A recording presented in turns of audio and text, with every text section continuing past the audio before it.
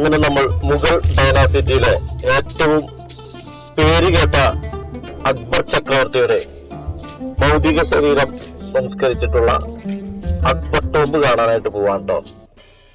അപ്പൊ അക്ബർ ടോംബ് കാണുന്നതിന് മുമ്പ് അതിലും വിശേഷപ്പെട്ട ഒരു അത്ഭുതപ്പെടുത്തിയ ഒരു നിർമ്മിതി അക്ബർ ചക്രവർത്തി അവിടെ നടത്തിയിട്ടുണ്ട്. അത് ഒരു ക്രിസ്ത്യൻ ചർച്ചാണ്. അപ്പൊ നമ്മൾ ആദ്യം തന്നെ ആ ക്രിസ്ത്യൻ പള്ളി കാണാനായിട്ടാണ് പോകുന്നത്. ആ ക്രിസ്ത്യൻ പള്ളി എന്തുകൊണ്ടാണ് അക്ബർ ചക്രവർത്തി അവിടെ നിർമ്മിച്ചത്, അതിന്റെ ചരിത്രവും കാര്യങ്ങളൊക്കെ നമുക്കറിയാം.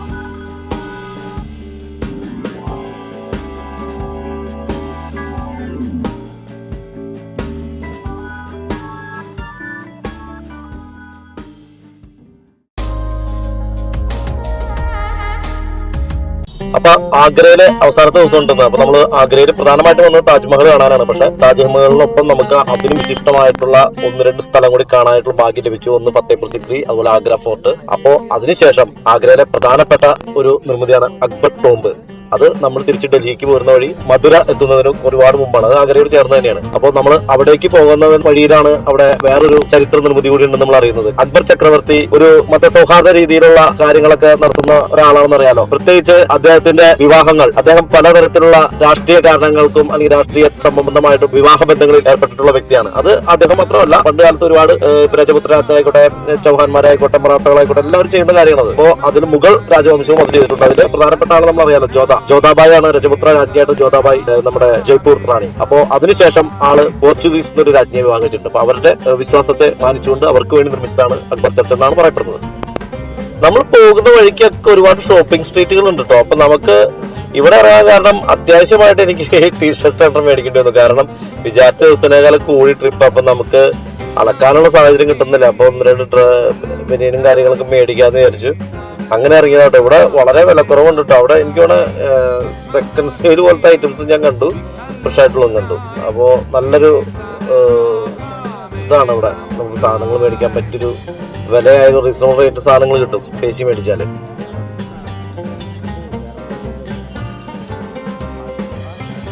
നമ്മളങ്ങനെ ചരിത്രമുറങ്ങുന്ന ആ ആഗ്ര മണ്ണിലെ അക്ബർ ചർച്ച് കാണാനായിട്ട് എത്തിയതാണ്.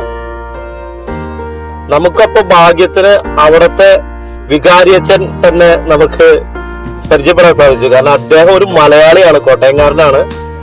അത് ഭയങ്കര ഭാഗ്യമായി പോയി. അപ്പൊ ഞങ്ങൾ അദ്ദേഹമായിട്ട് കുറെ നേരം സംസാരിച്ചു. ഇത് മറ്റേ ബ്രിട്ടീഷുകാരുടെ ആണോ? പണ്ട് ഇതാണ് ആക്ച്വലി ഇവിടുത്തെ ചർച്ച് എന്ന് പറഞ്ഞാല് നോർത്ത് ഇന്ത്യയിലെ ആദ്യത്തെ രൂപതയായിരുന്നു. ഇവിടെ നോർത്ത് ഇന്ത്യയില് നേപ്പാൾ വരെ ഈ അതിരൂപതയിലാണ്. നേപ്പാൾ, ടിബറ്റ്, ബീഹാർ, ആ ഏരിയ മുഴുവൻ. ഓക്കെ. ഇത് അക്ബറാണ്. അക്ബറാണ് ഈ ചർച്ച പണിത് അല്ലേ? അതാണ് അക്ബർ ചർച്ച്. ഓക്കെ. അതാണ് ആദ്യത്തത്. മറിയം ചർച്ച്. അക്ബർ പണിതാണ്. ഓക്കെ. അത് കഴിഞ്ഞിട്ട് പണിത്. ഇത് കത്തീഡ്രൽ പള്ളിയാണ് പണിയുന്നത്. ഇത് പണിതിപ്പോൾ 170 വർഷമായി. 170 വർഷം പണിക്കൊണ്ടല്ലേ? ഓക്കെ.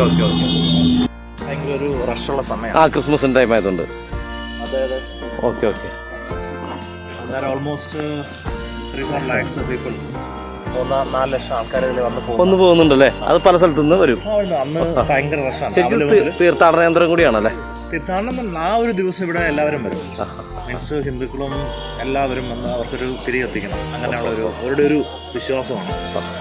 രാവിലെ ഒരു 11 മണി തുടങ്ങിയിട്ട് ഞങ്ങൾ 9-10 മണിയാകുമ്പം ഗേറ്റ് അടയ്ക്കുമ്പോഴും ഒത്തിരി ആൾക്കാർ പുറത്ത് കാണും. ഇതാണ് ചർച്ച അല്ലേ? ഇതാണ് തുറന്നിട്ടില്ല. അല്ല, കുഴപ്പമില്ല. ഇവിടുന്ന് കാണാം. പള്ളി വേണമെങ്കിൽ തുറക്കാം. തുറന്നിട്ടില്ല. പുറകിൽ ഗേറ്റ് ഉണ്ട്. ഇവിടെ പീറ്റേഴ്സ് ചർച്ചിൽ കയറാനായിട്ടല്ലേ? നമുക്ക് ആൾക്കാരെ കാണാൻ പറ്റുമായിരിക്കും. ഇവിടെ സാധാരണ ഇതാ ചെയ്യുന്നത്. എല്ലാ ദിവസവും ആരാധനയുണ്ട്. ഓക്കെ. ഫാദർ ഇപ്പം എത്ര നാളെ ഇവിടെ? ഞാൻ ഈ രൂപതയ്ക്ക് വേണ്ടിയാണ്. 2008 മുതലൂടെ ഉണ്ട്. അതെ അല്ലേ? പല സ്ഥലങ്ങളാണ്. നാട്ടില് ചർച്ചായിരുന്നു. കോട്ടയം നാട്.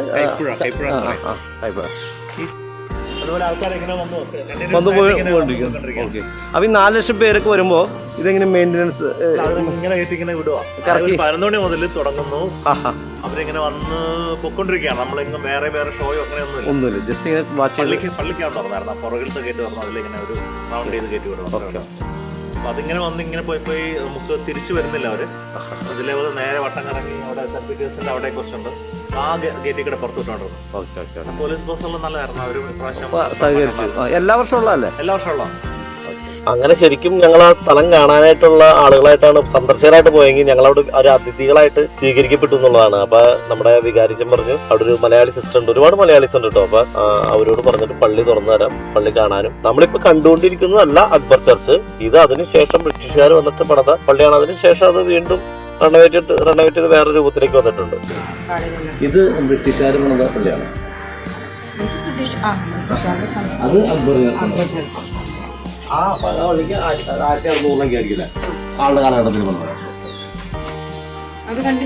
അങ്ങോട്ട് പോകണുള്ളൂ. അങ്ങനെ നമ്മൾ അക്ബർ ചർച്ചിലെത്തിയിരിക്കുകയാണ് കേട്ടോ. ഈ ചർച്ചിന്റെ രൂപം കണ്ടാലറിയാം നമുക്ക് ഒരു മുഗൾ ശില്പകലയുടെ ഒരു അധിനിവേശം ഇവിടെ ഈ കെട്ടിട നിർമ്മാണത്തിന് സംഭവിച്ചത് നമുക്ക് കണ്ടാൽ മനസ്സിലാവും. ചെറിയൊരു പള്ളിയാണ് ഇത്. 1596 കാലഘട്ടത്തിലാണ് അക്ബർ ചക്രവർത്തി ഇവിടെ പണിയുന്നത്. അതിനുശേഷം അത് ഡിസ്ട്രോയ് ചെയ്യപ്പെട്ടിട്ടുണ്ട്. അതിനുശേഷം വീണ്ടും റെനോവേഷൻ നടത്തിയിട്ടുണ്ട്. അങ്ങനെ വീണ്ടും പരിവർത്തനം നടന്ന് ആ രൂപത്തിൽ നിന്ന് ഒരുപാട് വ്യത്യാസമില്ലാത്ത ഒരു രൂപമാണ് ഇപ്പൊ നമ്മൾ കണ്ടുകൊണ്ടിരിക്കുന്ന ഈ അക്ബർ ചർച്ചിനുള്ളത്. ഇവിടെ അതിന്റെ ശിലാലിഖിതങ്ങളും കാര്യങ്ങളൊക്കെ ഉണ്ടിട്ടോ. ഇതൊരു അതിശയം തന്നെയാണ് എന്നെ സംബന്ധിച്ച്. ഞാൻ ആദ്യമായിട്ട് ഇങ്ങനെ ഒരു അറിവ് എനിക്ക് കിട്ടുന്നത്. ഇങ്ങനൊരു ഈ രാഷ്ട്രീയ കാരണങ്ങളാൽ ഇവർക്കൊക്കെ ഒരുപാട് വിവാഹങ്ങൾ കഴിക്കേണ്ടി വന്നിട്ടുണ്ടെന്നും അതൊക്കെ ശരിക്കും പറഞ്ഞാൽ ബന്ധുബലം കൂട്ടുന്ന ഒരു സ്കീമാണത്. അത് നല്ലൊരു പരിപാടിയാണ്. യുദ്ധം ചെയ്യുന്നതിനേക്കാളും പോലെയുള്ളൂ. അവരെ തമ്മിലൊരു ബന്ധം സ്ഥാപിച്ചു കഴിഞ്ഞാൽ അത് സാമന്തരായി, അതായത് അവര് ഭാര്യ ഒരു അതുപോലെ അതൊരു നല്ല ഒരു ഐഡിയ. പക്ഷെ അക്ബറിന്റെ ചെയ്തെന്താ കാരണം അതിന്റെ മകുടം നോക്കിയേ, മുസ്ലിം സെറ്റപ്പില്ലേ. പിന്നെ ചെറിയൊരു ചർച്ചാണ്. ആ ഭാര്യയോട് ആ ഒരു ഇതുണ്ടായിട്ടുള്ളൂ, അല്ലെങ്കിൽ ഇവിടെ ഭീമാകരമായ ഒരു ചർച്ച വന്നേ. ജോതയുടെ അത്ര പവർ ഇല്ല വിളിക്കാർക്ക്. ഈ മറിയത്തിന്റെ ഇതൊക്കെ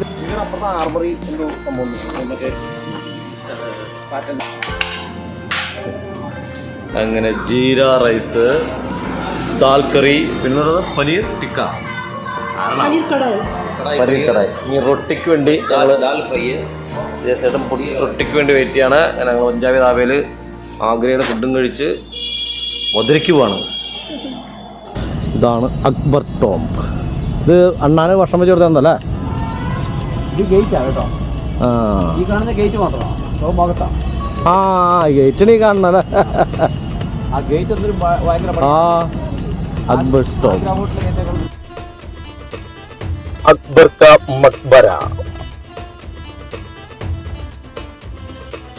ഇതിന്റെ നിർമ്മാണവും അക്ബർ ചക്രവർത്തി തന്നെയാണ് നടത്തിയിട്ടുള്ളതെന്നാണ് അറിവ് കേട്ടോ. കാരണം അതിന് ആളുടെ ബോഡി സൂക്ഷിക്കാനോ അങ്ങനെ ഒരു ഉദ്ദേശത്തിലൊന്നും ആയിരിക്കില്ല. ഒരു കോട്ട മറ്റുള്ള ഒരുപാട് ഇവരുടെ ബന്ധുക്കളും അതുപോലെ പേര് കേട്ട ആളുകളൊക്കെ ഉണ്ടല്ലോ, അപ്പൊ അവർക്കൊക്കെ വേണ്ടിയിട്ടുള്ള ഒരു ടോംബ് ഇതുപോലെയാണ് ഇത് ചെയ്തത്. പിന്നീട് അദ്ദേഹത്തിന്റെ ബോഡിയും ഇവിടെ തന്നെ മറവ് ചെയ്യുകയായിരുന്നു. റിനോവേറ്റ് ചെയ്തതാണ് ജഹാംഗീർ. അപ്പോഴാണ് ഇത് ഇങ്ങനെ അത്രയും അത് കഴിഞ്ഞാണ് ഇതിന്റെ റിനോവേഷൻ ചെയ്തത്.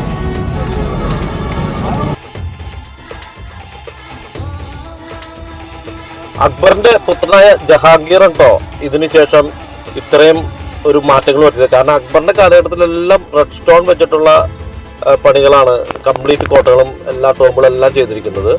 ഈ ഒരു ടോംബില് ഒരുപാട് സ്ഥലത്ത് വൈറ്റ് മാർബിളിന്റെ ഒരുപാട് അതിപ്രസരം കാണാം.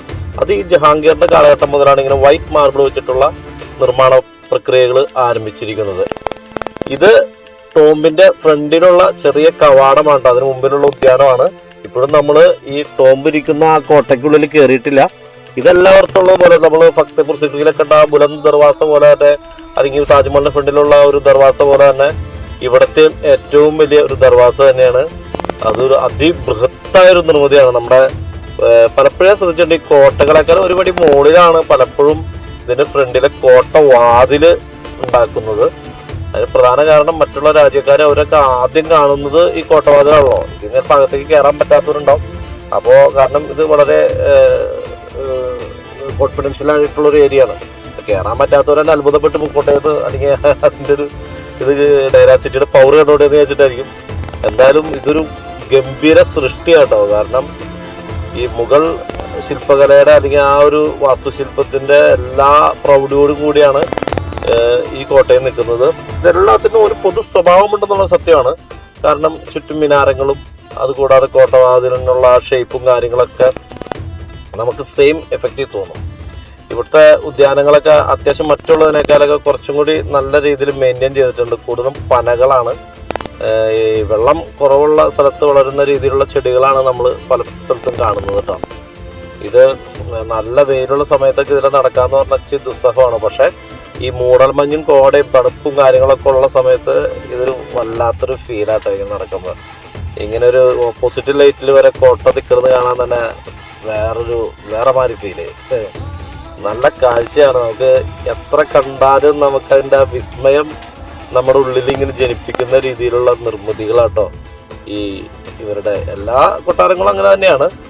പക്ഷെ ഇവരുടെ കോട്ടകൾക്കിടയുള്ള ഒരു പൊതു സ്വഭാവം അറിയാലോ. ഒരു പണ്ട് റെഡ് സ്റ്റോൺ ആണ്, ഇപ്പോൾ വൈറ്റ് മാർബിൾ വെച്ചിട്ടാണ് അതിന് സംഭവം. അപ്പോൾ അത് രണ്ടും മിക്സ് ചെയ്തിട്ടുള്ള ഒരു ശില്പ രീതിയാണ് ഇവിടെ അവലംബിച്ചിരിക്കുന്നത്. നമ്മൾ ഇത്തരം മോണുമെന്റ്സ് കാണാൻ പോലുള്ള പ്രത്യേകം നമ്മുടെ ഒരു ദിവസത്തെ വർക്കൗട്ട് ഇതിൽ നടന്നു പോക്കുള്ളൂ കേട്ടോ. കാരണം നമ്മൾ ചുരുങ്ങിയത് ഒരു 10 കിലോമീറ്ററെങ്കിലും നമ്മൾ നടക്കേണ്ടി വരും. കാരണം ഏത് മോണുമെന്റ്സ് ചെയ്താലും നമ്മൾ വണ്ടി പാർക്ക് ചെയ്യുന്ന സ്ഥലത്ത് നിന്നും ഏകദേശം ഒരു 4 കിലോമീറ്ററോളം നടക്കണം. അതിനുശേഷം അതിൻ്റെ ഉള്ളിലുള്ള നടപ്പും കൂടി കൂട്ടുമ്പോൾ 1-2 കിലോമീറ്റർ അതിൻ്റെ ഉള്ളിൽ നടന്ന് കാണണം. ശേഷം തിരിച്ച് നമ്മൾ അവിടെ എത്തുമ്പോഴേക്കും 10 കിലോമീറ്റർ ചുരുങ്ങിയത് നമ്മളൊരു ദിവസം നടക്കും. ഇതിൽ കൂടുതൽ നമ്മൾ താജ്മഹലൊക്കെ പോയപ്പോൾ അതിൽ കൂടുതൽ നടന്നിട്ടുണ്ടെന്ന് തോന്നുന്നു. അങ്ങനെ ഏത് സ്ഥലത്ത് ചെന്നാലും നമുക്ക് ഒരുപാട് ദൂരം നടക്കാനുണ്ട് കേട്ടോ. പിന്നെ ഈ ഒരു കോട്ടയിൽ, അതായത് ടോംബ് എന്ന് വെച്ച് കഴിഞ്ഞാൽ അക്ബറിന്റെ മാത്രമല്ല, ഒരുപാട് ആളുകളുടെ ടോംബുകൾ നമുക്ക് ഇവിടെ കാണാൻ തന്നെ പറ്റും. ചുറ്റും മുറികളുള്ളിടത്തൊക്കെ ഇതുപോലെ ശവകുടീരങ്ങൾ നമുക്ക് കാണാം. ഇത് ഇവിടുത്തെ സഹോദരിമാരും അതുപോലെ തന്നെ മറ്റുള്ള പ്രധാനപ്പെട്ട ആളുകളുടെയൊക്കെ ശവകുടീരങ്ങൾ ഇവിടെയുണ്ട്. ഇതുകൂടാതെ ഹുമയൂൺസ് ടോംബ് ഉണ്ട്. അക്ബറിന്റെ പിതാവായിട്ടുള്ള ഹുമയൂണിന്റെ ടോംബ് നമുക്ക് ഡൽഹിയിൽ നമ്മൾ കണ്ടാണ്, നമ്മുടെ ഫസ്റ്റ് വീഡിയോയിലുണ്ട് അത്. അപ്പോൾ ഡൽഹിയിൽ നമ്മളവിടെ ചെന്നാലും അവിടെയും ഒരുപാട് ടോംബുകളുണ്ട്. അതിൽ പ്രധാനപ്പെട്ട ഒരു ടോംബ് നമ്മുടെ ദാരഷക്കു പോലെയുള്ള ആളുകളുടെയൊക്കെ ടോംബ് അവിടെയാണെന്നാണ് നമ്മൾ കണ്ടത്. അതുപോലെ പ്രധാനപ്പെട്ട ഒരുപാട് പേരുടെ ടോംബുകൾ ഇവിടെ ഉണ്ട്. അപ്പോൾ ഇതൊക്കെ ഇങ്ങനെ നിർമ്മിച്ചിരിക്കുന്നത് ഇത്ര ഇതായിട്ട് നമുക്ക് പ്രാർത്ഥനയും കാര്യങ്ങളും നടത്തുന്നതിൻ്റെ ഒരു ഉദ്ദേശത്തോടു കൂടിയാണെന്നാണ് നമുക്ക് മനസ്സിലാക്കുന്നത്. അപ്പോൾ ഇവിടെ വന്നു കഴിഞ്ഞപ്പോഴും നമ്മൾ ആഗ്ര ഫോർട്ടിൽ ഉണ്ടായ ആ സംഭവം തന്നെ ഈ കൊട്ടാരത്തിലും അല്ലെങ്കിൽ ഈ കോട്ടയിലും ഉണ്ടെന്ന് പറയുന്നത്. ഇവിടെയാണ് അത് സ്റ്റാർട്ട് ചെയ്തതെന്നാണ് പറയപ്പെടുന്നത്. കാരണം എന്താണെന്ന് വെച്ച് കഴിഞ്ഞാൽ ഇതുപോലെ ഇങ്ങനെ ടെലിഫോണിക് വേവ്സ് പോലെ നമുക്ക് ഒരു ചുമരിൻ്റെ ഒരു മൂലയിൽ സംസാരിച്ചാൽ അതിലൂടെ നമുക്ക് അപ്പുറത്തെ ചുമരിൽ കേൾക്കാൻ പറ്റുമെന്ന് പറയണേ. അതൊരു സയൻസാണ്, ശരിക്കും പ്യുവർ സയൻസാണ്. അത് അന്നത്തെ ആളുകൾ എങ്ങനെ അത് ചെയ്തു എന്നുള്ളതൊക്കെയാണ് അതിന്റെ അതിശയം. കാരണം എഞ്ചിനീയറിംഗിന്റെ വൈവിധ്യത്തിന്റെ ഒരു പ്രത്യേകതയാണ്. കാരണം ഇതിന്റെ വേറെ സംഭവമൊന്നുമില്ല, വേറെ പൈപ്പോ അല്ലെങ്കിൽ നമ്മള് വേറൊരു ഓട്ടയിലൂടെ അപ്പുറത്തേക്ക് പോയിട്ട് ശബ്ദവീചികൾ അങ്ങനെ സഞ്ചരിച്ച് അവിടെ എത്തും, അങ്ങനെയൊന്നുമല്ല.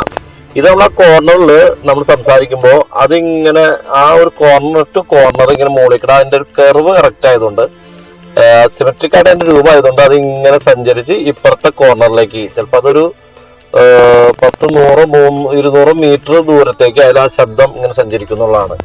അത് അതിന്റെ ഈ ശബ്ദം സഞ്ചരിക്കുന്നതിനേക്കാൾ ഉപരി ആ നിർമ്മിതിയുടെ പ്രത്യേകതയാണ്. അത് എത്ര പക്കയായിട്ടായിരിക്കും. ഇന്ന് നമ്മുടെ ആൾക്കാർ ഒരു ബിൽഡിംഗ് കൊണ്ടാൽ അറിയാം, ചുമരൊക്കെ തേച്ച് ഒളിഞ്ഞു മളഞ്ഞിരിക്കുന്ന സമയത്താണ് ഇതുപോലെ കറക്റ്റായിട്ട് ഒരു കോർണർ പോലും ഇങ്ങനെ ചെയ്തെടുക്കാന്ന് പറഞ്ഞു കഴിഞ്ഞാൽ. ഈ കോട്ട ഈ പറഞ്ഞ പോലെയാണ്, സിമെട്രിക് ആണ് ഇതിന്റെ രൂപം. സെന്ററിലുണ്ട് ഇല്ലല്ല. ഇവിടെ ഈ കൺസ്ട്രക്ഷൻ്റെ ഒരു പ്രത്യേകത ഉണ്ട് കാണണേ. നേരത്തെ ഒരു കോർണറിൽ സംസാരിക്കണത് ഇവിടെ വ്യത്യാസമല്ലേ. Hi hi hi hi hi. ആ കണ്ടോ എന്നുണ്ട് ഭയങ്കര ഭാഷ. നമ്മുടെ ഈ സൗണ്ട് കേൾക്കാൻ കാരണം ഇതാണ്. ഓ അതാണ് ഭയങ്കര ഭാഷ. ഈ സെൻട്രൽ പോയിന്റാണ്. സെൻട്രൽ പോയിന്റിൽ ഈ സൗണ്ട് ഇങ്ങനെ ഓ മൊത്തം വന്നിട്ട് അത് ശരിക്കേ ഒരു മൈക്രോഫോണിൽ സംസാരിക്കണ വരെയാ ഇവിടെ സംസാരിക്കുന്ന എനിക്ക് ഭയങ്കര ശരി ഭയങ്കര ഫീലാ. സംഭവം അതല്ല മറ്റൊരു അർത്ഥില്ല അതല്ലേ. Hello hello hello hello hello hello hello hello hello hello hello ഇവിടുന്നുണ്ട്, എല്ലായിടത്തും ഉണ്ട് അത്, എല്ലായിടത്തും ഉണ്ട്. ഇവിടെ നമ്മൾ ഈ ഇതിൻ്റെ ഒരു പ്രത്യേകത പറഞ്ഞില്ലേ, ഞാൻ ആദ്യം വെച്ചാൽ അതിൻ്റെ ഹോൾ ഇട്ടിട്ടൊരു പൈപ്പായിരിക്കും എന്ന് വിചാരിച്ചാൽ അതല്ല. ശരിക്കും ഈ കൺസ്ട്രക്ഷൻ്റെ പ്രത്യേകത ഇതിൻ്റെ മിഡിലിൽ പോയിട്ട് സംസാരിച്ച് കഴിഞ്ഞാൽ ആ എക്കോ ശരിക്കും ഫീൽ ചെയ്യും നമുക്ക്. നീ ഇപ്പം സംസാരിച്ച് നോക്കിയേ, ഇപ്പം ഇങ്ങനെ ഫീൽ ചെയ്യണോ? സംസാരിക്കും. ഹാ സംസാരിച്ച് കുഞ്ഞിന് മനസ്സിലായി മാറിക്ക് അവള് എന്തെങ്കിലും ഫീൽ ചെയ്യണ്ടോ? ഭയങ്കര മുഴക്കം. നീ മൈക്രോഫോണിൽ മൈക്രോഫോൺ പോലെ തോന്നല്ലേ? ഭയങ്കര മൈക്രോഫോൺ തോന്നല്ലേ? ആ ഒരു മുഴക്കൊന്നും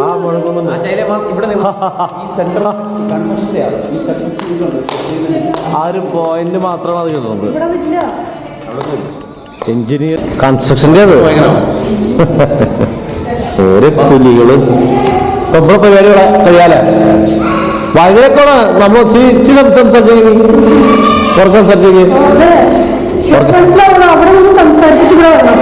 അതിന്റെ കോൺഫിഡൻസ് ആണ്. കുഞ്ഞെ കയറാൻ അതൊന്ന് പാട്ട് പാടി മൈക്കില് പാട്ട് പാടാൻ തോന്നുന്നു.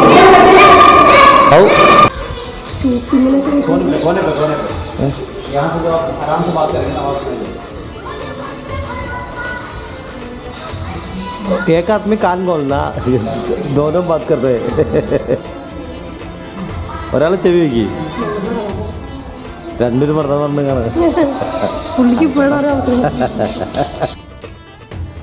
അങ്ങനെ ഞങ്ങൾ പുറത്തുള്ള അത്ഭുത കാഴ്ചകളൊക്കെ കണ്ടതിന് ശേഷം ഞങ്ങൾ ഈ മക്ബരയുടെ അകത്തേക്ക് കയറാൻ കേട്ടോ. ഇവിടെയും ഒരുപാട് അറബിക് സ്റ്റൈലും ഒരു കാബൂൾ അല്ലെങ്കിൽ അഫ്ഗാൻ സ്റ്റൈലൊക്കെ ആയിട്ടുള്ള മുഗൾ ചിത്രകലയുടെയും അതിൻ്റെയൊക്കെ ഒരുപാട് ഇത് നമുക്ക് കാണാൻ സാധിക്കും കേട്ടോ. ഇതിൻ്റെ മേൽക്കൂര റൂഫൊക്കെ ചെയ്തേക്കണം വർക്കൊക്കെ അതിഗംഭീരമാണ്. അതിങ്ങനെ മെയിൻ്റനൻസ് വർക്ക് ചെയ്തുകൊണ്ടിരിക്കുന്നുണ്ട് കേട്ടോ. അപ്പോൾ അതിൻ്റെ സ്കഫോൾഡും കാര്യങ്ങളൊക്കെ ഇങ്ങനെ വെച്ചിട്ടുണ്ട്. നല്ല പഴക്കമായല്ലോ. ഇതിപ്പോൾ ഇങ്ങനെ റെനോവേഷൻ നടന്നുകൊണ്ടിരിക്കുകയാണ്. പൂർണ്ണമായിട്ടും അതേപോലെ പുതുക്കാൻ സാധിക്കില്ലല്ലോ. പഴമ നിലനിർത്തിക്കൊണ്ട് തന്നെയാണ് ഇതിങ്ങനെ ചെയ്തെടുക്കുന്നത് കേട്ടോ. ഇതിൻ്റെ ഗ്രില്ലിൻ്റെ വർക്കും അതിൻ്റെ വാതായനവും വാതിലും കാര്യങ്ങളൊക്കെ കാണാൻ അതിഗംഭീരമാണ്.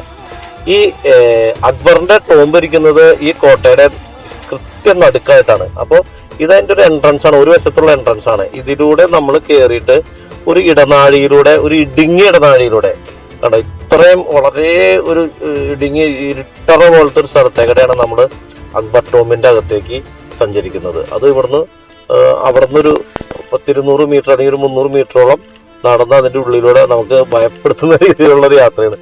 ചെറിയ ലൈറ്റ് ഒക്കെ ഇട്ടുകൊണ്ട് നമുക്ക് അത്ര കുഴപ്പമില്ല. ഒരു ഗുഹയിലേക്ക് പോകുന്നത് പോലെയാണ്. ഒരല്പം ഭയം ജനിക്കുന്ന രീതിയിലാണ്. ഒറ്റയ്ക്കൊക്കെ പോയാൽ എന്തായാലും പേടിക്കും. അപ്പോൾ ഇവിടെ ഒരുപാട് സന്ദർശകരൊക്കെ ഉള്ളത് കൊണ്ടാണ് കേട്ടോ. ഇതിൻ്റെ അകത്ത് മുസ്ലിം മതസ്ഥരിൽപ്പെട്ടൊരു ആള് ഉണ്ട്. അദ്ദേഹം അവിടെ ബാങ്ക് വിളിക്കുന്നതും ഒറ്റ പ്രാർത്ഥനകൾ ചൊല്ലുന്നതും അറബിക്കിൽ ഇത് ചെയ്യുന്നതൊക്കെ നമ്മൾ കേട്ടു കേട്ടോ. നല്ല രസമാണ് അത്. അങ്ങനെ നമ്മൾ കോട്ടയുടെ അകത്തുള്ള ടോംബൊക്കെ കണ്ട് പെട്ടെന്ന് തന്നെ പുറത്തേക്ക് ഇറങ്ങി കേട്ടോ. കാരണം അതിൻ്റെ അകത്ത് ഒരുപാട് നേരം നിൽക്കാൻ പാടില്ല, ക്യാമറ ഉപയോഗിക്കാൻ പാടില്ല എന്നൊക്കെ പറഞ്ഞിട്ട് നമ്മൾ പുറത്തേക്ക് ഇറങ്ങി. അപ്പൊ മുഗളന്മാരുടെ ടോംബുകൾക്ക് വേണ്ടി ചെയ്ത സംഭവമാണ് അല്ലേ? അപ്പൊ ചേട്ടൻ പറഞ്ഞ മറ്റേ മിനാർ ഉണ്ടാക്കിയത് അവരുടെ പേര് ശരിക്കും ക്ലിയർ പറഞ്ഞു. ഖുത്ബുദ്ദീൻ ഐബക്. അവർ അവിടെ ഉണ്ടാക്കിയത് ടോംബുകൾക്ക് വേണ്ടി തന്നെയാണ്. അവരെ ടോംബുകൾക്ക് വേണ്ടി അല്ല ഉണ്ടാക്കിയിരിക്കുന്നത്. അതൊരു വിക്ടറി ടവറാണ്. അത് പിന്നെ പൃഥ്വിരാജ് ചൗഹാനെ തോപ്പിച്ചു. മുഹമ്മദ് ഗോരിയുടെ പടത്തലവനായിരുന്നു ഈ പറഞ്ഞ ഖുത്ബുദ്ദീൻ ഐബക് എന്ന് പറഞ്ഞാൽ. പൃഥ്വിരാജ് ചൗഹാൻ നമ്മുടെ ഒരു ഡൈനസ്റ്റി ആയിരുന്നു. ഈ ചൗഹാൻ ഡൈനസ്റ്റി ഉണ്ട്. ഓരോ രാജകുടുംബങ്ങളുണ്ട്. ചൗഹാന്മാരുടെ അല്ലേ? അപ്പോൾ അവരെ തോപ്പിച്ചിട്ട് അഫ്ഗാനിൽ നിന്ന് വന്ന ടീമാണ് കുത്തബ്. അത് രാജാവെന്ന് പറഞ്ഞു കഴിഞ്ഞാൽ മുഹമ്മദ് ഗോരി ആയിരുന്നു അന്ന് അവിടെ അഫ്ഗാനിൽ നിന്ന് വന്നേ. അതിൻ്റെ പടത്തലവനായിട്ട് വന്ന ആളാണ്. അല്ലെങ്കിൽ മന്ത്രി അടിമരാജാവ്. അടിമ രാജവംശം എന്നാണ് അതിനെ അറിയപ്പെടുന്നത്. അപ്പോൾ അവരാണ് ഈ പൃഥ്വിരാജ് ചൗഹാനെ തോപ്പിക്കുന്നത്. അതെ, അത് 2-3 പ്രാവശ്യം ട്രൈ ചെയ്ത് നടന്നില്ല. അതായത് നമ്മുടെ കട്ടപ്പ പോലെ. അതിനുശേഷം ലാസ്റ്റിൽ 1190 തോൽപ്പിച്ചു. 1199 അത് വിക്ടറി ടവറായിട്ട് അവർ പണിയാണ്. അവരുടെ വിജയത്തിന്റെ ഇതായിട്ട്. അതിനുശേഷം അവിടെ ചൗകൂടിയിരുന്നു. അതിനുശേഷം അത് കണ്ടിന്യൂ ചെയ്ത ആളുടെ മരുമകനായിട്ടുള്ള ഇൽത്തുമിഷ് എന്ന് പറയുന്ന ആൾ മരുമകനായിരുന്നു. ഇൽത്തുമിഷാണ് അത് കംപ്ലീറ്റ് ചെയ്യുന്നത്. ആ കാണുന്ന സെറ്റപ്പുകളെല്ലാം അവിടെ കംപ്ലീറ്റ് ചെയ്തത്. അതിനുശേഷം 1300 കഴിഞ്ഞതിന് ശേഷമാണ് അലാവുദ്ദീൻ ഖിൽജി എന്ന് പറഞ്ഞാൽ അവരുടെ മൂന്നാമത്തെ ആൾ വരുന്നത്. അലാവുദ്ദീൻ ഖിൽജി. ആ അലാവുദ്ദീൻ ഖിൽജിയാണ് അവിടെ അലായി മിനാർ എന്ന് പറഞ്ഞിട്ട് സൈഡിൽ ഒരു പകുതിയായ പകുതി പണി തീരാത്ത പുള്ളി 10 വർഷം കഴിഞ്ഞ് പുള്ളി മരിച്ചു പോയി കഴിഞ്ഞപ്പോൾ അത് പിന്നെ അവിടെ വെച്ച് ഈ അലാവുദ്ദീൻ ഖിൽജി ശരിക്കും ഇവിടെ പടയോട്ടം നടത്തിയ ആളല്ലേ? മറ്റേ അതെ അതെ പത്മാവത് സിനിമയിൽ കണ്ടല്ലേ? അലാവുദ്ദീൻ ഖിൽജിയാണ് അവരെ ആക്രമിച്ചത്, എന്നിട്ട് സിതേ ചാടി മരിക്കാനായിട്ട് രാജ്ഞിമാർ ഇരുന്ന സംഭവം. അലാവുദ്ദീൻ ഖിൽജിയുടെ പിന്നെ അതിനകത്തിൽ ഉള്ള ഒരു യുനെസ്കോയിൽ പിന്നെ മെൻഷൻ ചെയ്തിട്ടുള്ളതാണ് അതിൽ അലായി ദർവാജ എന്ന് പറഞ്ഞത് പുള്ളി ഉണ്ടാക്കിയിട്ടുള്ളത്. ആ ഒരു അത് നിങ്ങൾ കണ്ടു കാണും, പക്ഷെ നിങ്ങൾക്ക് ഓർമ്മ കാണുന്നുണ്ടോ? അതിന് ശേഷമാണ് ബാബർ വരുന്നത്. ബാബറൊക്കെ എന്ന് പറഞ്ഞു കഴിഞ്ഞാൽ 350 വർഷം. Mughal rulers lineage ചരിത്രമാണോ?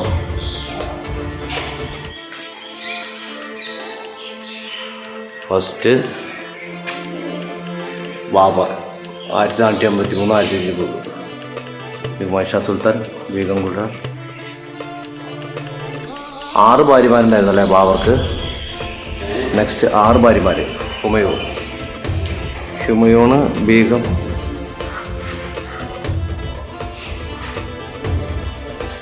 ഏഴ് ഭാര്യമാർ. നെക്സ്റ്റ്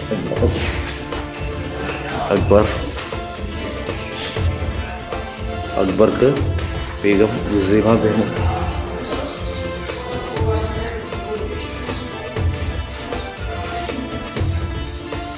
നെക്സ്റ്റ് ജഹാംഗീറിനുണ്ടായിരുന്നു. പിന്നെ അവിടുന്ന് ഷാജഹാൻ നോക്കിക്കോ, നമ്മുടെ ആളുടെ പേരുണ്ടോന്ന്, മുംതാസ് ഉണ്ടോ നോക്കിയേ. പിന്നെ ഔറംഗസീബ്. ഈ ഒരു ചരിത്രം ഔറംഗസീബിനോടുകൂടി തീരാണതല്ലേ? അങ്ങനെ താജ്മഹൽ കാണാൻ വന്നിട്ട് നമ്മൾ മുഗൾ ചക്രവർത്തിമാരുടെ മൊത്തം സംഭവങ്ങൾ കണ്ടു എന്നുള്ളതാണ്. കാരണം ഇവരുടെ പ്രധാനപ്പെട്ട എല്ലാ നിർമ്മിതികളും മോണിമെന്റ്സും എല്ലാം തന്നെ ഡൽഹി ടു ജയ്പൂർ, ആഗ്ര, ഇങ്ങനെ ഈ ഒരു മധ്യഭാഗത്ത് തന്നെയാണ്. നമ്മൾ ഇനി പോകുന്നത് മധുരയിലേക്കാണ്. നമ്മുടെ ശ്രീകൃഷ്ണൻ ജനിച്ച മധുര എന്ന സ്ഥലത്തേക്കാണ്. നമ്മൾ അവിടെ ഒരുപാട് കാര്യങ്ങളൊക്കെ ആഗ്രഹിച്ചാണ് പോകുന്നത്. പക്ഷെ നമുക്ക് പറ്റിയ ഒരു അബദ്ധം ആണ് ഇനി പറയാൻ പോകുന്നത്. I don't give a fuck what you say. Yeah, I'ma do shit my way. So you can go kick rocks, I'ma stack bricks up, build what I want. നമ്മള് ഇനി നടത്താൻ പോണ ഒരു യാത്ര എന്ന് പറഞ്ഞാൽ അത്ര ക്രൂഷ്യൽ ഒരു റോട്ടിലൂടെയാണ്. മൂടൽമഞ്ഞ് നിറഞ്ഞ ഡേഞ്ചർ ആയിട്ടുള്ള, ഭയാനകമായിട്ടുള്ള, അതായത് ജീവൻ പണയം വെച്ച്, സമയവും ജീവനും പണയം വെച്ചുള്ള ഒരു യാത്രയാണ് കേട്ടോ. അതാണ് നമ്മൾ ഇനി കാണാൻ പോകുന്നത്. അതിന് ഉണ്ടായ സാഹചര്യം ഞാൻ പറയാം. കാരണം ഞങ്ങള് ശരിക്കും മധുരയിൽ ചെന്നിട്ട് ചെറിയ കുറച്ച് കാഴ്ചകൾ, വൃന്ദാവനത്തിലൊക്കെ പോവാം എന്നൊക്കെ വിചാരിച്ചിട്ടാണ് യാത്ര തുടങ്ങിയത്. പക്ഷെ പെട്ടെന്ന് അവിടുത്തെ കാലാവസ്ഥ ചേഞ്ച് ആയ കാര്യങ്ങളായി. ഞങ്ങൾക്ക് ട്രെയിനും മധുരയിൽ നിന്നായിരുന്നു. ഞങ്ങൾ ട്രെയിൻ അവിടുന്ന് ടിക്കറ്റൊക്കെ ബുക്ക് ചെയ്തിട്ടാണ് പോയത്. അതുകൊണ്ടാണ് ഈ റൂട്ട് തന്നെ ഇങ്ങനെ എടുത്തത്. പക്ഷെ എന്താ സംഭവിച്ചതെന്ന് വെച്ച് കഴിഞ്ഞാൽ മധുരയിൽ നിന്ന് ഞങ്ങൾക്ക് ട്രെയിൻ കിട്ടിയില്ല. കാരണം AC ടിക്കറ്റ് ആയിരുന്നു, അത് കൺഫേം ആയതില്ല. അപ്പോൾ അവിടെ അന്വേഷിച്ചപ്പോൾ നിങ്ങൾക്ക് കൺഫേം ആവുന്ന ഉറപ്പില്ല എന്ന് പറഞ്ഞു. അതൊരു കാര്യം. പിന്നെ ട്രെയിൻ ഈ മൂടൽമഞ്ഞ് മറ്റു കാര്യങ്ങളായിട്ട് 12 മണിക്കൂർ വൈകും. അത് ചിലപ്പോൾ ഇനി വൈകും, ഒരു ദിവസത്തിൽ കൂടുതൽ വൈകാൻ ചാൻസും പറഞ്ഞു. അതുകൊണ്ട് ഞങ്ങളുടെ റിലേ പോയി. അപ്പോൾ നമ്മുടെ കൂടെ ഉണ്ടായ ജേസി ചേട്ടൻ പറഞ്ഞു, നിങ്ങൾ അങ്ങനെയാണെങ്കിൽ നിങ്ങൾക്ക് എന്താണ് പ്ലാൻ എന്ന് ചോദിച്ചു. ഇവിടെ നിൽക്കാണെന്ന് ചോദിച്ചു. ഞങ്ങൾ പറഞ്ഞു ഞങ്ങൾ എന്നായാലും കാര്യമില്ലല്ലോ. അപ്പോൾ അങ്ങനെ ജേസി ചേട്ടൻ പറഞ്ഞു, അങ്ങനെയാണെങ്കിൽ നിങ്ങൾ ഫ്ലൈറ്റ് പോകാൻ തയ്യാറാണോ എന്ന് ചോദിച്ചു. ഞങ്ങൾ ഓക്കെ പറഞ്ഞു. അങ്ങനെ അദ്ദേഹത്തിന്റെ വൈഫിനെ വിളിച്ച് പറഞ്ഞിട്ട് ആൾക്കൊരു ട്രാവൽ ഏജൻസി ഇതൊക്കെ ഉണ്ട്. അപ്പം വിളിച്ച് പറഞ്ഞ് ഞങ്ങൾക്ക് ഫ്ലൈറ്റ് ടിക്കറ്റ് അപ്പം തന്നെ ബുക്ക് ചെയ്ത് ഞങ്ങളെ ഡൽഹിയിലേക്ക് തിരിച്ചു കൊണ്ടുവരാണ്. അപ്പൊ ഈ ഫ്ലൈറ്റ് ബുക്ക് ചെയ്തെന്ന് വെച്ചിട്ടുണ്ട് ഞങ്ങളുടെ യാത്രയുടെ ഒരു അഡ്വഞ്ചറസ് ഞങ്ങൾക്ക് മനസ്സിലാവുന്നത്. കാരണം ഇങ്ങനെ ഒരു റോഡിലൂടെയാണ് യാത്ര എന്ന് അറിഞ്ഞെങ്കിൽ പൂർണ്ണമായിട്ടും ഞാൻ ഈ യാത്ര സ്കിപ്പ് ചെയ്തേനെ. കാരണം പ്രത്യേകിച്ച് ഫാമിലി ആയിട്ട് ഞാനും ഭാര്യയും കൊച്ചും ഉണ്ട്. ഞാൻ ഒറ്റയ്ക്കൊക്കെ ആണെങ്കിൽ ഞാൻ ഈ അഡ്വഞ്ചറൊക്കെ എടുക്കും, വിഷയമല്ല. പക്ഷെ ഈ ഫാമിലിയെയും കൊണ്ട് ഈ സാഹസം കാണിക്കാനുണ്ടായ ഒരു സാഹചര്യമാണ് ഇത്. കാരണം ഫ്ലൈറ്റിന് ടിക്കറ്റ് ബുക്ക് ചെയ്ത് വെളുപ്പിന് 5 മണിക്ക് ഫ്ലൈറ്റ്. ഈ 5 മണിക്ക് ഫ്ലൈറ്റിന് നമ്മൾ അറിയാലോ 1 മണി ആകുമ്പോഴേക്കും ചെക്ക് ഇൻ ചെയ്യണം. ഈ ചെക്ക് ഇൻ ടൈമിനുള്ളിൽ 2 മണിയെങ്കിലും മുകളിൽ ഞങ്ങൾക്ക് ഡൽഹി എത്തണം. മധുരയിൽ നിന്ന് ദൂരം കുറവാണ്, പക്ഷെ റോഡ് വിസിബിലിറ്റി ഇല്ല. ഞങ്ങൾ അവസാനം ഒരു ധാബയിൽ കയറി ഭക്ഷണം കഴിച്ചു. കാരണം വിശപ്പ് സഹിക്കാനും പറ്റുള്ള ഒന്നും പറ്റാണ്ട് ഞങ്ങൾ ധാബയിൽ കയറി ഭക്ഷണം കഴിച്ചു. എന്താ പറയാ, ഒരു പ്രത്യേക സിറ്റുവേഷനായി പോയി.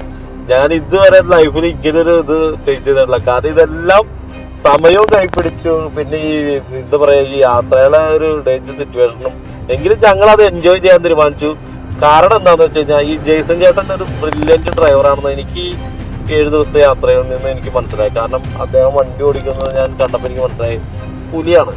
ഞങ്ങളിപ്പോൾ നിങ്ങൾ കാണാം ഈ റോഡിന്റെ സെന്ററിലെ ഒരു വൈറ്റ് ലൈൻ നമുക്ക് ഉണ്ടല്ലോ, വിട്ടുവിട്ടിട്ടുള്ള ലൈൻ, ഹൈവേ ലൈൻ, ആ ഒറ്റ ലൈൻ മാത്രമാണ് നമുക്ക് കാണാവുന്ന ഒരു റോഡിന്റെ ഒരു സംഭവമുള്ളൂ. അത് വെച്ചിട്ടാണ് ഞങ്ങള് ഈ യാത്ര നടത്തുന്നത്. പിന്നെ ഫ്രണ്ട് കയറി പോണ കാറുകളുടെ ഒക്കെ ബ്രേക്ക് ലൈറ്റും കാര്യങ്ങളൊക്കെ വെച്ച് അതിനെ ഫോളോ ചെയ്തിട്ടാണ് പോകുന്നത്. ലിറ്ററലി നമ്മളിപ്പോ ഈ കാണുന്നത് ഉണ്ടല്ലോ, ചില സമയങ്ങളിൽ ഒരു വെള്ളമുണ്ട് ഫ്രണ്ടിൽ കെട്ടി അങ്ങനെ ഇരിക്കും, അതുപോലെ അങ്ങനെ ഓപ്പോസിറ്റ് വണ്ടിയുടെ ലൈറ്റും കൂടിയും ഈ കോടമഞ്ഞിൽ അടിച്ചു കഴിയുമ്പോൾ നമുക്ക് കാണാൻ പറ്റാത്തൊരവസ്ഥയാണ്. എന്തായാലും ഈ സാഹസമൊക്കെ കഴിച്ച് ഞങ്ങളെ ഡൽഹി എയർപോർട്ടിൽ കൃത്യം 12:30 വായ്പുള്ളിക്കും ജേസിയായിട്ട് എത്തിച്ചു എന്നുള്ളതാണ്. അപ്പോൾ പുള്ളിനെ സംബന്ധിച്ചുള്ള ഒരു ഗ്രേറ്റ് ഡ്രൈവർ കൂടിയാണ് പുള്ളി. ജേസിയേട്ടൻ നമ്മുടെ ഈ യാത്ര മനോഹരമാക്കി തന്ന ഒരാളാണ് കേട്ടോ. നമ്മൾ ടൂർ ഗൈഡായിട്ടോ അല്ലെങ്കിൽ നമ്മുടെ ഫ്രണ്ടായിട്ടും. എനിക്ക് എൻ്റെ സിജോ എന്ന് പറഞ്ഞ എൻ്റെ സ്കൂൾമേറ്റ് ഉണ്ട്, ആളുടെ കൂടെ അദ്ദേഹം ഡൽഹിയിൽ ഇറങ്ങിയത്. നിങ്ങൾ ഈ വീഡിയോ ഫ്രണ്ടിൽ കണ്ടോ. സിജോ ആണ് എനിക്ക് ജേസിയേട്ടനെ പരിചയപ്പെടുത്തുന്നത്. ധൈര്യമായിട്ട് ആളെ കൊണ്ട് പോകാൻ പറഞ്ഞു. ആളുടെ പ്രൈവറ്റ് കാറിൽ ഞങ്ങളെ കൊണ്ട് പോയതാണ്. അപ്പോൾ അദ്ദേഹത്തിന്റെ ഒരു ഇതുകൊണ്ടാണ് ഞങ്ങൾക്ക് ഈ ഫ്ലൈറ്റ് കിട്ടിയത്. എന്തായാലും വിശന്ന് പൊരിഞ്ഞ് ഞങ്ങള് വെളുപ്പിന് തന്നെ ഫ്ലൈറ്റിൽ കയറി കെട്ടിയതൊക്കെ വാരി വലിച്ച് തിന്നുട്ടോ. കാരണം അജാതി പരവശമായിരുന്നു. അങ്ങനെ ഞങ്ങൾ അപ്രതീക്ഷിതമായിട്ട് തിരിച്ചും ഫ്ലൈറ്റിൽ തന്നെ പോകേണ്ടി വന്നു. വിശപ്പ് സഹിക്കാൻ പറ്റാണ്ടുള്ള തീറ്റ ഉണ്ടത് വെളുപ്പിന് തന്നെയുള്ളത്. കാരണം അത്രയ്ക്ക് ഒരു ഓട്ടം ഞങ്ങൾ തലേ ദിവസം ഓടിയാണ് ഈ ഫ്ലൈറ്റ് കിട്ടിയത്. അങ്ങനെ ഒരു ഫസ്റ്റ് ലാൻഡിങ് നമ്മുടെ Cochin എയർപോർട്ടില്. Cause I don't give a fuck what you say. Yeah, I'ma do shit my way. So you can go kick rocks, I'ma stack bricks up, build what I want to make. Yo, I got a lot of shit to say, so I'ma do this every day. I'll be writing things until I'm fucking buried in my grave. 6 feet deep under, but my body won't decay. Cause my messages are timeless, so they'll put them on display. Oh yeah, I rap with a certainty, I have a sense of urgency, a message for eternity.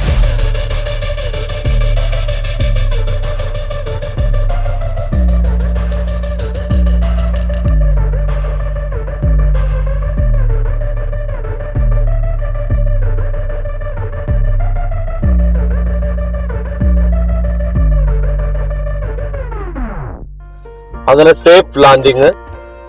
നമ്മള് ഈ ഞാൻ പറഞ്ഞില്ലേ അപ്പുറത്തെ runway നടക്കുമ്പോൾ നമ്മൾ ഇങ്ങനെ നോക്കാറുണ്ട് ഇതിന്റെ അകത്ത് എന്തൊക്കെ സംഭവിക്കണം, എയർപോർട്ടിന്റെ അകത്തുള്ള കാര്യങ്ങൾ ഇതൊക്കെ. അപ്പൊ ഈ റൺവേയുടെ അകത്തേക്കടെ ഇങ്ങനെ നടക്കാനായിട്ട് ഇങ്ങനെ ഇത് കിട്ടിയപ്പോ ഞാൻ അത് ഇങ്ങനെ ഷൂട്ട് ചെയ്തു കേട്ടോ. കാരണം നമ്മൾ പുറത്തുനിന്ന് കാണുന്നപ്പോ ഇതിന്റെ അകത്തുള്ള പ്രവർത്തനങ്ങൾ കണ്ടപ്പോ ഒരു ക്യൂരിയോസിറ്റി. എന്തായാലും അതിനൊരു ഭാഗ്യം. രസമല്ല ഇങ്ങനെ വിമാനമൊക്കെ അടുത്ത് കണ്ട് നമ്മള് റൺവേയുടെ ഉള്ളിലേക്കിടയ്ക്ക് വണ്ടി ഓടിച്ച്. ഇതല്ലെങ്കിൽ ആ മതിലിന്റെ അപ്പുറത്തിരുന്ന് എത്തി നോക്കി കണ്ടുകൊണ്ടിരുന്ന കാര്യങ്ങളൊക്കെയാണ്. അപ്പൊ ഇതിന്റെ അകത്ത് ഇത്രയൊക്കെയാണ് കാര്യങ്ങൾ എന്നുള്ളത് മനസ്സിലാക്കാൻ പറ്റി. അപ്പോ ഇഷ്ടംമാരി ഫ്ലൈറ്റ് ഇങ്ങനെ വന്ന് കിടക്കാണ്ടോ. നമ്മുടെ കൊച്ചി എയർപോർട്ട് ഇങ്ങനെ വിരിഞ്ഞ് കിടക്കാണല്ലോ. ഞങ്ങളുടെ അയൽവക്കമാണെങ്കിലും നമ്മൾ ഇതിന്റെ അകത്ത് കയറാൻ നമുക്ക് സാധിക്കാറില്ല, കാരണം നമുക്ക് അവസരമില്ല. ഇപ്പൊ അങ്ങനെ അവസരം കിട്ടിയപ്പോ നമ്മളത് ഭംഗിയായിട്ട് വിനിയോഗിച്ചു.